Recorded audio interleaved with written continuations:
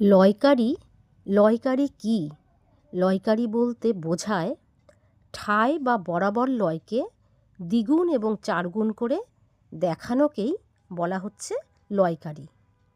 চার মাত্রা এবং পাঁচ মাত্রায় অংশ বলা বা লেখাকে এবং চার মাত্রায় সাত মাত্রার অংশকে প্রয়োগ করাকে যথাক্রমে কুয়ার লয় বা বিয়ার লয় বা কঠিন লয়কারি বলা হয়। অতএব লয়ের ছন্দ বৈচিত্র্যকেই বলা হচ্ছে লয়কারি।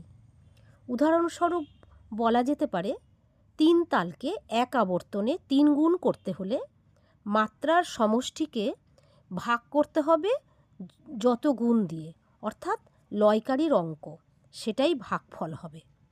মাত্রার সমষ্টি বিয়োগ ভাগফল লয়কারির আরম্ভের স্থান। যেমন তিন তাল, এর মাত্রা হচ্ছে 16, সেই অনুসারে যদি আমরা লয়কারি ভাগ করি, লয়কারির আরম্ভের স্থান হচ্ছে 16/3, মানে 5 মাত্রা। 16 থেকে 5.5 মাত্রা বিয়োগ করে পাওয়া যাবে লয়কারির অংশ। অতএব 10.5 মাত্রা পরপর 3 গুণ করে আরম্ভ করতে হবে। যেমন ধা ধিন ধিন ধা, ধা ধিন ধিন ধা, না 3, 3